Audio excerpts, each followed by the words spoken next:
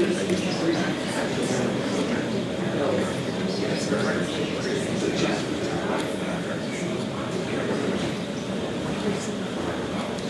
morning, everyone, and welcome to Williamson College of the Trades. You can see the campus is busy today. It's homecoming. We've got prospective students that just left the chapel that are going on tours as they start their process of going through applying to Williamson. We've got alumni soccer game and alumni lacrosse game and lots of different activities. And one of the neat things we were able to add to the agenda today was to have Jim Tevebaugh come and talk to us about Frank Furness. Jim is a longtime friend of Williamson. He is the founder and president of the Wilmington-based firm Tevebaugh Architecture. He's also the founder and president of the Friends of Furness Railroad District, which is a nonprofit group dedicated to preserving the Wilmington, Delaware train stations and associated buildings. And you've seen some of the work that he's done down there. Fantastic. I know Jim loves the school, but he really loves the fact that we at Williamson are the largest collection of original furnace architecture. We're a state historical site because of that. And one of the things he is helping us with is moving through a process to hopefully eventually get Williamson put on the National Historic Register, which we think it is deserving of in a couple different ways. So, Jim, I think you said this is the 8th time back here? 7th or 8th. And he's talked to alumni groups, he's talked to students, but he said his favorite group was the group of 5th and 6th graders that he had in here. So we run the gamut from 5th and 6th graders to 50-year reunion class alumni that are here to hear the great story of Frank Furness and the work that he's done here on our campus. So without further ado, welcome Jim Tevebaugh. Thank you, Mike. Welcome back, alumni. Welcome back to me. I love coming up. The great thing is, I have this phenomenal story to tell, and I have to say right from the beginning that one of the people, Hyman Myers, raise your hand please, is my friend, my mentor. He's the first individual that I ever met who knew everything about Frank Furness, and I'm thrilled to see him in the audience. I'm going to speed everything up today because I know there's a train coming behind me. I use lots of train motifs because Furness in his fantastic career did over 200 railroad structures for the Reading, the Pennsylvania, and the B&O companies, the biggest railroads in the world in those days. So there's a lot to talk about, and I'm going to rely on, Mike already mentioned this, the commonality here between Williamson and Friends of the Furnace. We have the largest collection existing furnace railroad structures in the country. Here they are. The 1887 B&O station, and then 2 for the Reading 1900s. And what you see in here in this slide is really interesting because in the B&O you've got pure furnace, inventive, the form of the building, the almost residential characteristics of that building versus the more sedate, classical look of the 1907 Pennsylvania building. That's when the United States went back to the classics a little bit. Furness tried to get him away from it. And you see it here in this somewhat complicated charts, but the only way to really understand Frank is to understand the context in which he existed. So read along with it, you'll see lots of information here. The key factors in this chart is moving from the Victorian classic phase to the modern phase. And most of that was due to the Industrial Revolution, the invention of things like the elevator, like Roebling in the Brooklyn Bridge, inventing steel cable, the use of structural steel, the use of manufactured products that found their way into his brain early on, and he used them ever since and all the way through his career. His dates are 1839 up to 1912. He was practicing, he was riding horses all the way up until 1912. So what we've got here is, you notice at the top, right place at the right time, Philadelphia was the place to be. It was the industrial capital of the United States. This is what I was referring to about the return to the classics. This is the Chicago World's Fair of 1893, when Daniel Burnham tried to get everybody back into, let's make it look like Europe. Here's what the great start of Furness is, with Russia's Civil War poster calling for volunteers to join what became known as Russia's Lancers. They went to the Civil War with lances, 12-foot cedar poplar poles with a 1-foot spear on the top of it. They went to war with that. And Mike, President Rounds loves his Furness trivia. I realize now, after reading the 6th Cavalry book, Furness spent $230 replacing the 2 horses that were shot out from under him in the Civil War. Michael will use that later with the students. But anyway, it's a true story. He was a hero. He won the Medal of Honor at Trevelyan Station. He spent 4 years in the Civil War, which is to say something. Here you'll see the first indication. This is the historic plaque at his birthplace in Philadelphia, where they talk about he was the beginning of modern architectural style in the United States. And here's one of my favorite posters. He's the author, he's the artist of his own caricature here. And you also see the Frank Furness logo. Really very stylistic, sophisticated. Frank was a Renaissance man by any definition. His first major, and you'll see a couple of examples of projects, of buildings as we go through. They're still in existence, and I recommend to everyone, go visit these buildings. They are phenomenal. The Pennsylvania Academy of Fine Arts, which is, in a beautiful way, he expresses on the outside of the building. This is on the north side in the alleyway. This is a steel beam. It is supported by, you can not see it unless I follow this. This is a steel truss, steel members exposed on the exterior of the building. Furness exposes and presents the steel, and then he makes a decoration out of the design. It's just absolutely beautiful what he did with it. For those contractor alumni that we have, somebody feel free to estimate what that would cost to do today. It'll be phenomenal. The other aspect here that's visible not only at Williamson, but almost in all of these buildings, the use of natural daylighting. These are the skylights over the gallery. Real quick, industrial pipe. All of these classic looking structures in here, steel to expand the clear space of the open space. This is a skylit room. You can start to see the glow here. These are all industrial parts. He takes that kind of material, makes it look classical. He got that in his experience prior to the Civil War, working in Howard Hunt's office, Richard Hunt's office in New York. And then when all of his buddies up there went to Paris to learn the classics, Furness was fond of saying, I went to Virginia with the Civil War. Another great building to look at down on Boathouse Row is the Undying Barge Club. Here you start to see his use of color, material, and take any object, oops, there I go, I knew that would happen. Let me try to get back to, now I've really done it.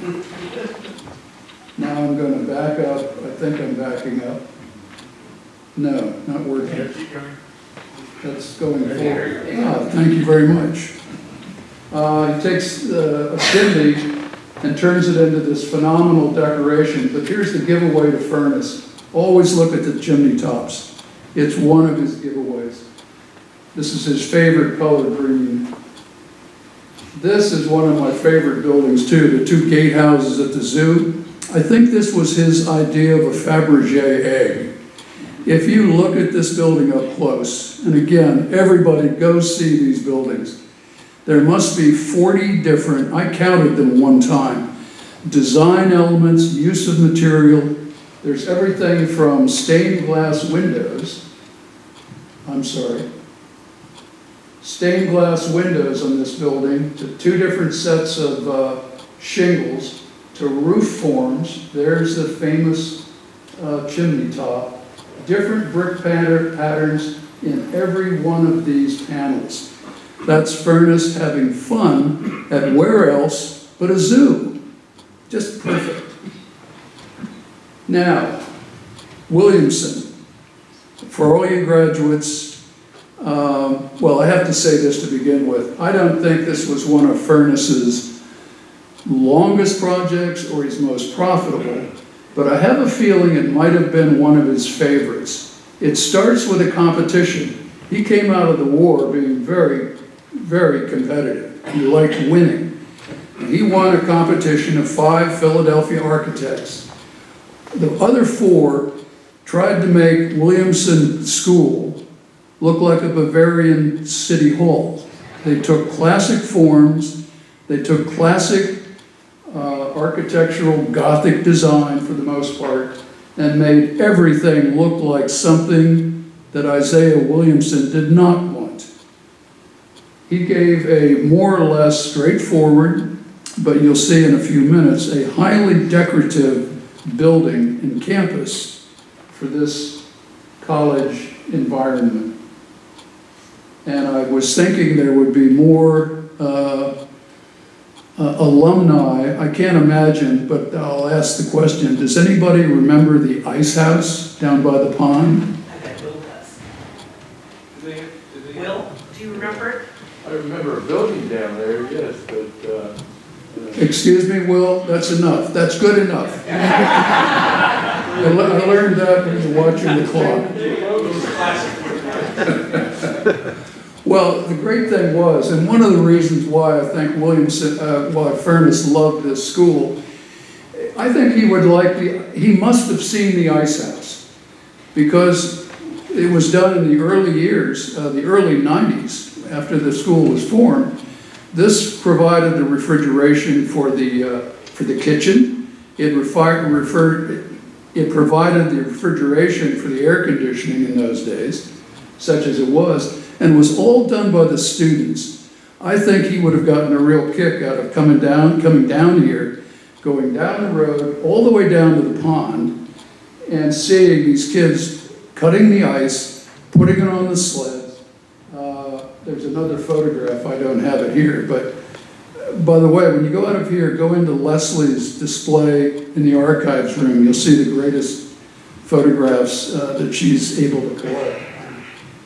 But here's what, as you all know, or some of you don't know, this was the mission of the school. This was what Isaiah Williamson wanted. And this, again, I think is one of the things that Furness would have really enjoyed about the school. He was an abolitionist when this is Furness now. He volunteered for the Civil War, was in it for 4 years. He was a humanist.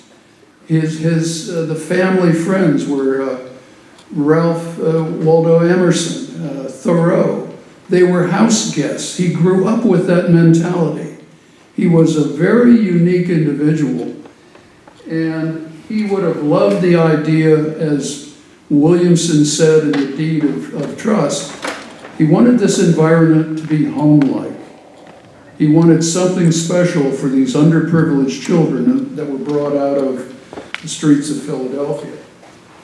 And here again, another example right before us. This is in Mike's office. This is his fireplace. When you come in the lobby downstairs, you see classic Furness design. All of the mantelpiece, these are wrought irons that are holding up platforms, little shelves here built into the mantelpiece. You can't see it here, but when you go down to the lobby, you'll see a cast iron, industry-produced, stamped fireback, the metal unit that radiated heat out into the room, all industrial products, all utilized by this particular architect. This is where it gets interesting in terms of the National Register and the history of knowing what you're looking at when you walk around the campus. This shows all the buildings in the core.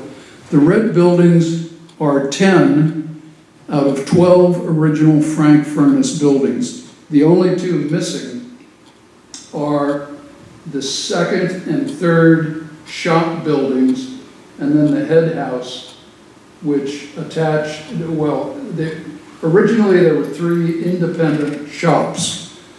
In 1957, they burned and created the need for the new campus of Williamson. But the fact that you've got 10 original furnace buildings still used as they were intended in 1890 is phenomenal. That's what the plaque is all about.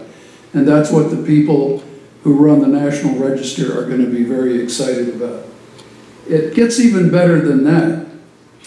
The green buildings are done by Bunting and Spriglia, who were apprentices to Furness. And they're done in the same vernacular, the same style as the original buildings. And then the yellow buildings, the Twin and the other staff building over here, the beauty of this, and another reason why Furness really would enjoy Williamson, they were designed by the students and faculty and built by the students and faculty. They used Furness as an advisor, and he recommended certain colors, and they followed, to this day, the school is following the style, the precepts, the concepts, the materials. They did it in a new cottage, and they did it in the expansion to this building, is to honor and provide the stewardship of his original design.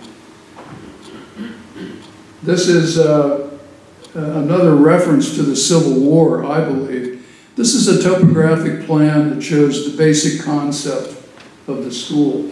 By the way, here's the ice house, there's the pond.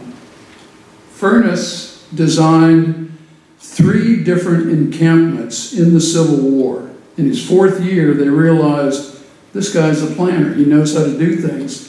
So he laid out entire company and brigade encampments for the 6th Cavalry. So when it comes to a college campus, you have the same principles. Organization of the land, pick the right orientation for things, separate the uses, and what Furness has done at Williamson is really, it's so beautiful that it's still sitting here today. And when you take a walk, you'll realize what he's done. He took the, I can't get, anybody ever know about pat your head and rub your stomach? I failed miserably. But here we go again. Here's the high point of the site. This is the 200-acre school. There are 2 farm ponds up here. These became the fire protection system for the gravity-fed system down below. You come down to the admin, the Rowan Hall, it's at the highest point. Here's elevation 300. That's where the headquarters building goes. That's where the admin, this is the heart of the academic center of the campus. And from there, he organizes the site. He takes the next key element, the shop area, next to the power plant. And here you have this, in a straight line fashion, you have the residential, the bivouac area in the Army, but you separate the residential area and you put the students in individual cottages to make it home-like. It was brilliant in terms of that plan and the concept of the school, and it still works today. I guess the only thing I don't know, do they still have house mothers, or? We call them dorm parents. Thank you, thank you. Dorm parents. Okay, well, I knew there had to be somebody in charge. There had to be somebody in charge of 24 18-year-olds in the house. That much I do know. But anyway, this just shows the alignment. It's a south-facing slope. He wanted use of the sun. He wanted to be able to look out the window and see things. And that's the beauty of this whole layout. And it has to be based on his Civil War experience of laying out military encampments. Just has to be. It's also, and Hyman, please correct me if I'm wrong, I think it's the only campus, a multi-story building, multi-buildings ever accomplished by Furness. The Einstein Medical Center in Philadelphia was a complex of buildings, but that was originally called the Jewish Hospital right after the Civil War, and I think he did 12 buildings there, but they don't exist anymore like this does. It's really phenomenal. Okay, got that right. Here's a super aerial from sometime in the 30s. The giveaway is, here are the shop buildings. The original still standing, and here are the two independent buildings, and the third one, which was the head house, attached to form a C-shaped building. That's what got lost in the fire. The next thing that we moved to is all of the stone you see was quarried on site. My theory is, in this old photograph that doesn't exist anymore because you can't see this view because of the way the forest has grown up, this is probably taken from Riddle Hospital or someplace off to the south. Here's the quarry face on your property. That has to be the quarry. We went back there one day in the middle of, right about now, with, lost track of him in the audience, but one of the staff people at Williamson looking for the quarry. So we're tramping around in the woods, realizing, gee, it's hunting season. And at that point, we abandoned that particular hunt. But we did find what looked like some quarry waste. Anyway, this is a great photograph. It shows the original situation of the entire heart of the campus. Beautiful photograph. So here we are, 1890, and this is when the school opened, and this is the first look at one of his favorite materials, Pennsylvania bluestone, the keystone here. It's all in Pennsylvania bluestone. When you go around and look at all the cottages, you'll see a lot of them are being replaced now because it was a highly erodible material, and after, 120 years, it's okay for something to erode, and that's what's happening now. But this stone is used throughout the campus, as is the granite of all the buildings. One of the things I noticed when I came up today, I don't have a good photograph of this building now because every time I took a photograph of the building, it had monstrous overgrown landscape in front of it. It was very hard to see it. When you leave today, go out and look at the building. You will see a beautiful view of Rowan Hall. But it still occupies a site of prominence, and it's a classic Furness design that shows his use of scale, proportion, and detail. The detail of these buildings are phenomenal.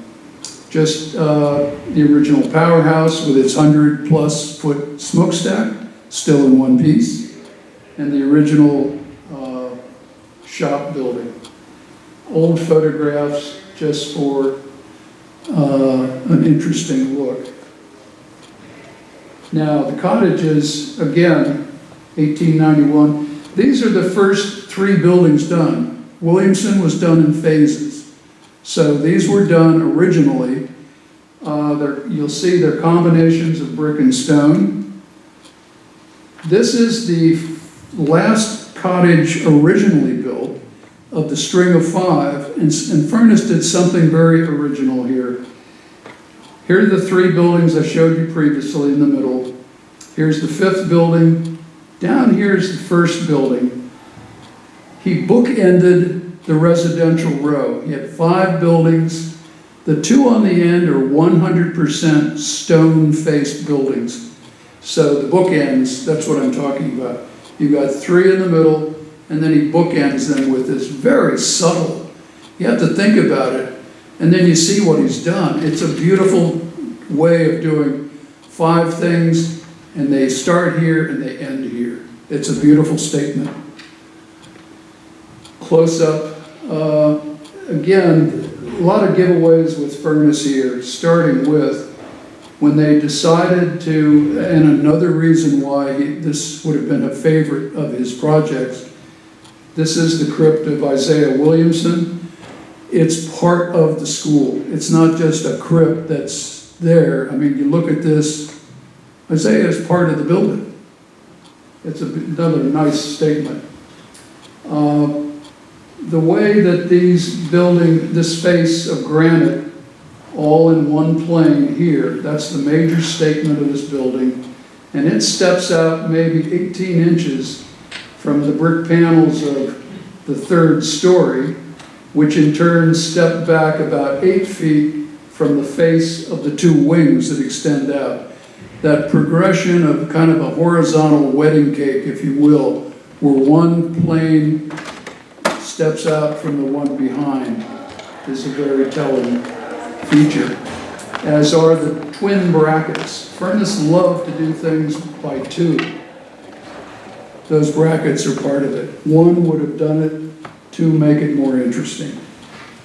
The other thing to look at, and this is where it gets really detailed, and this may be too much to go through, but if you look at the stonework here, these are huge stones in an otherwise very uniform ashlar masonry. Ashlar is when you have to sculpt and square off the round stone elements. It's the most expensive, the most sophisticated stone face.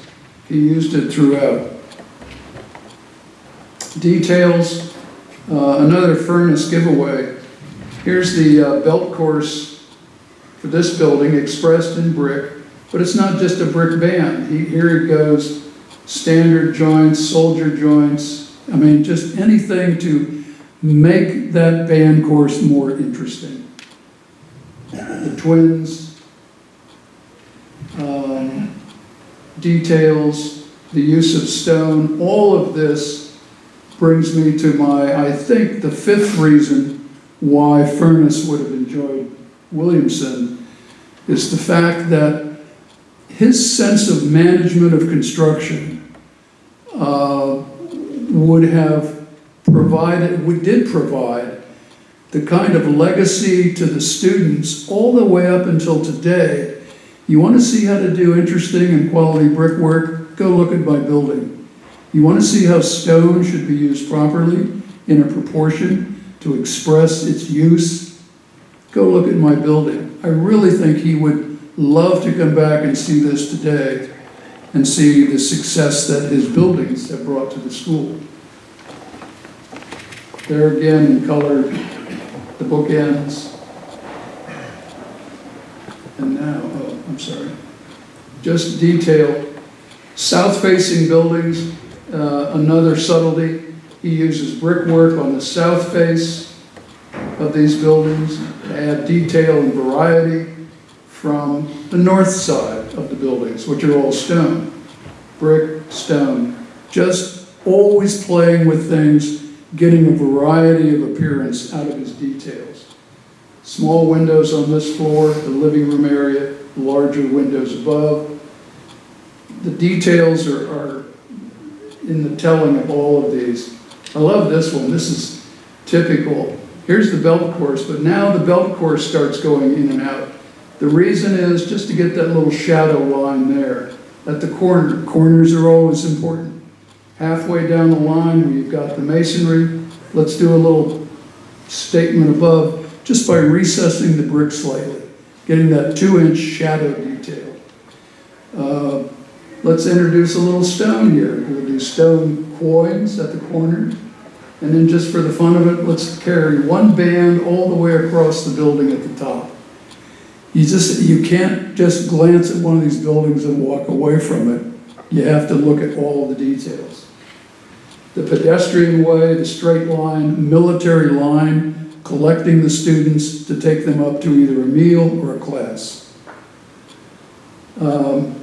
Lots of reference in his work based on the 200 railroad structures. This is Mount Airy Station for the Reading, translated, that was in the 1870s, translated into the supervisor or the director's house or President Round's house at this point.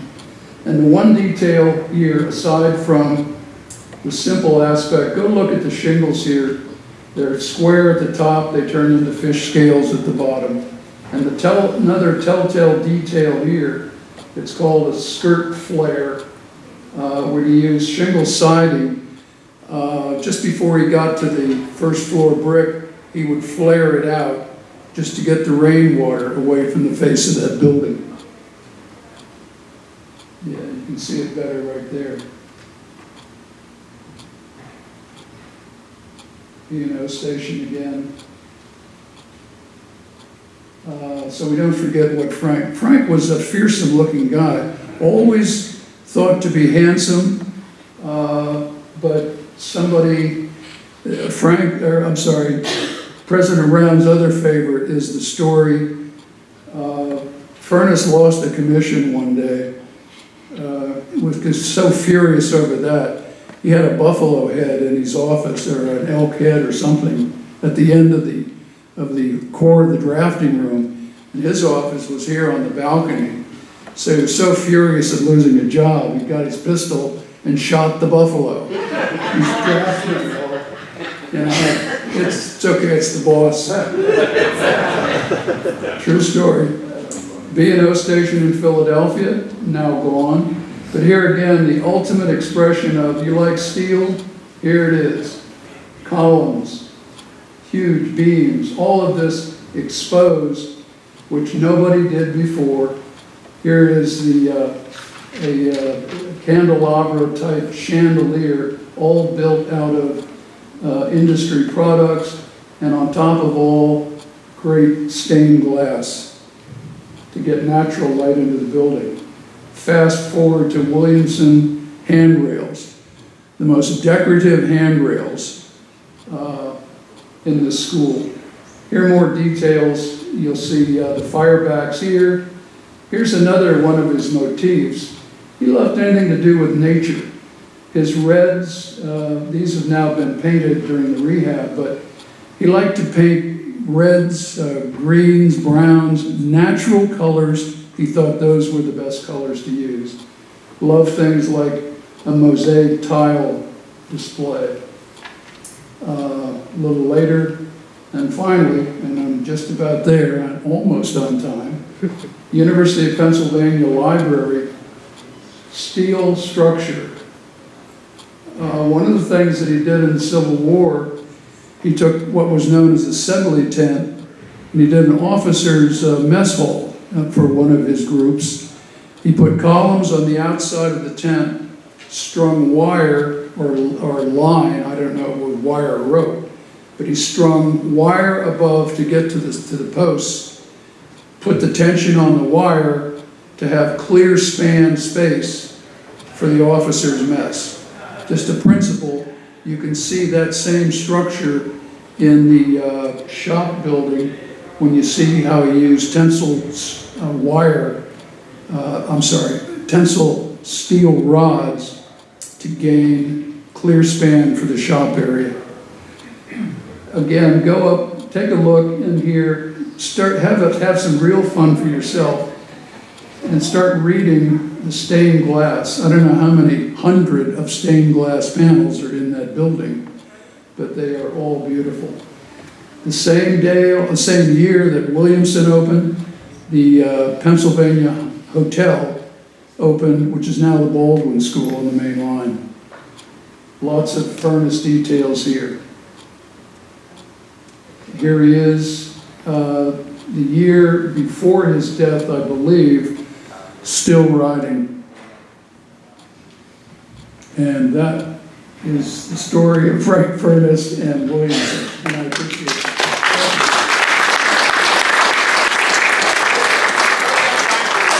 One or two questions, if anybody has questions for the group. Not too yes, sir. Is there a function to the belt course of brick between two stone faces, or is it just ornamental? Two I think of. One, it tells you where that floor is inside the room. That's the primary thing. Technically, it might have been used because of waterproofing, where the structure came into the wall, and possibly a different construction form at that point. But mostly it is decoration. And anytime I think Furness had an opportunity to make something decorative, he tried to get the most out of it. Oh, sorry, yes. When you mentioned Pennsylvania blue stuff, Yes. did you mean Pennsylvania blue slate or Pennsylvania blue limestone marble? You know, I don't know. I can see that they're not the same, but I'm going to guess. I don't know. I don't know.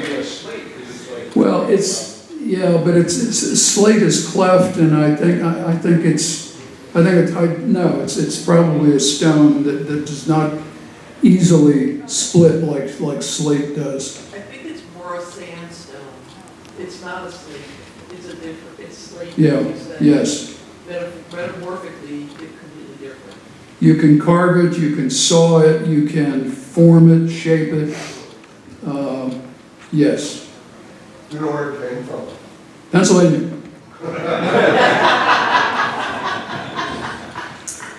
And it's readily available, which is a practical reason. Furness was a very practical architect. He got away with a few things every once in a while. But yes, sir. He starts in the Victorian, and you say he goes modern. Yes. Today we think of modern as almost being without decoration, and yet he is the king of decoration. So can you just clarify that a little bit? I'm going to clarify it with one example. In 1872, Furness had to fire or let go Louis Sullivan from his office in Philadelphia. Typical, after a war, huge growth, and then suddenly everything drops out. He had to let Sullivan go. Sullivan invented the skyscraper for the most part, went to Chicago. Guess who Sullivan had to let go? He let go a young apprentice named Frank Lloyd Wright because he was moonlighting houses on Sullivan's salary. And Sullivan said, you're gone. So Furness, Sullivan, Wright, who is, show of hands, the American architect. I mean, okay, no show of hands, but he's the classic architect and the most imaginative. Furness was an inventor. All of these people were trying to get new use out of new things. That was the excitement. Everything was new. Think of what they would have done with a cell phone or, oh goodness. Anyway, I think the hook is coming. I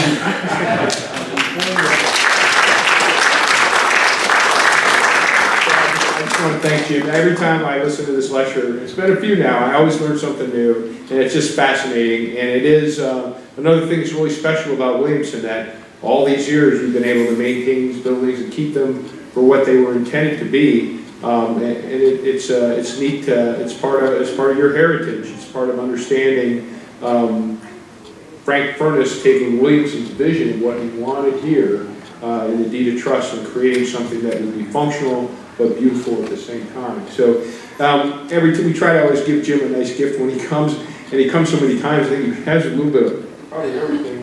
But you might not. Hopefully, you don't have this. But this is a little something to put on your desk, and it's just the wood cutout of Rowan Hall, which is the building we're sitting in right now, which was the first building, and you can see all the furnace things he was talking about, right? So thanks a lot, Jim. We're going to have the chapel service here starting at 11, but we have the archives right across the hall, and so Jim, if you maybe could hang out for 2 or 3 minutes. If you got other questions, you want to check out the archives, And then today is homecoming, like I said, so the campus is open. So stroll around now that you've had the lecture and take a look down Cottage Row at some of the things that he was talking about. Feel free to wander around and spend the day with us as much as you'd like to. But what's that? And lunch. Lunch starts at 11:30 downstairs in the dining room right below us here. So thank you all for being here. And again, thanks to Jim for a great lecture.